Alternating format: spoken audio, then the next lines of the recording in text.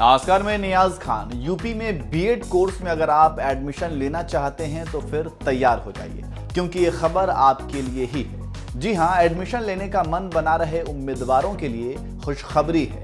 हम ऐसा इसलिए कह रहे हैं क्योंकि बहुत से छात्र बीएड करना चाहते हैं लेकिन किसी वजह से नहीं कर पाते हैं। उनमें से एक वजह आर्थिक स्थिति भी है। तो खासकर आर्थिक रूप से कमजोर छात्रों के लिए योगी सरकार ने बड़ा फैसला लिया है। दरअसल Mahatma Gandhi Jyotiba Phule Rohilkhand university BEd admission entrance test 2022 के लिए योगी सरकार ने एंट्रेंस एग्जाम फीस 33% कम कर दी है। इसके साथ ही आपको ये भी बता दें कि यूपी बीएड के लिए joint entrance exam online registration 15 अप्रैल 2022 से शुरू हो सकते हैं। जो उम्मीदवार यूपी बीएड में एडमिशन लेना चाहते हैं वे यूनिवर्सिटी की आधिकारिक वेबसाइट mjpru.ac.in पर जाकर ऑनलाइन रजिस्ट्रेशन कर सकेंगे।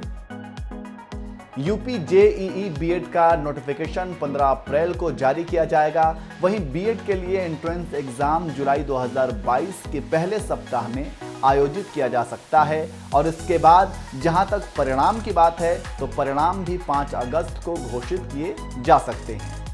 वहीं काउंसलिंग की तारीख 10 से 25 अगस्त 2022 के बीच होगी। बीएड के लिए शैक्षणिक सत्र 2022 से 23 की शुरुआत 29 अगस्त से होगा। चलिए अब आपको बीएड की फीस के बारे में बता देते हैं। जनरल कैटेगरी, अन्य पिछड़ा वर्ग और यूपी के बाहर के उम्मीदवारों को बीएड एप्लीकेशन फॉर्म भरने के लिए 1500 रुपए के बजाय अब 1000 रुपए का भुगतान करना होगा। लेट फीस 1600 रुपए है, जो पहले 2500 रुपए थी। वहीं अनुसूचित जाति के उम्मीदवारों के लिए आवेदन शुल्क पहले के 775 रुपए से घटाकर 500 रुपए और लेट फीस के साथ पहले के 1250 रुपए से 800 रुपए कर दी गई है। इसके अलावा सभी बीएड योग्य उम्मीदवारों को सरकार द्वारा पहले लिए गए 1000 रुपए के बजाय काउंसलिंग शुल्क के रूप में 650 रुपए का भुगतान करना होगा। चलिए अब आपको बताते हैं कि कौन लोग आवेदन कर सकते हैं।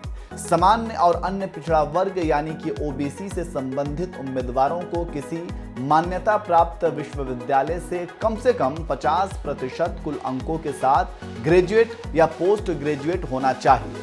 मुख्य विषयों के रूप में गणित और विज्ञान रखने वाले बीई या बीए टेक डिग्री वाले उम्मीदवारों को कम से कम 55% कुल अंक प्राप्त करने चाहिए, जबकि अनुसूचित जाति, अनुसूचित जनजाति श्रेणी के उम्मीदवारों को किसी मान्यता प्राप्त विश्वविद्यालय से स्नातक या स्नातकोत्तर की डिग्री होना ही काफी है। आपको ये भी बताते चलें कि परीक्षा ऑफलाइन मोड में 2 शिफ्ट में आयोजित की जाती हैं, एक सुबह और दूसरी शाम को। पेपर 1 और पेपर 2 दोनों में 200 ऑब्जेक्टिव टाइप क्वेश्चंस होते हैं।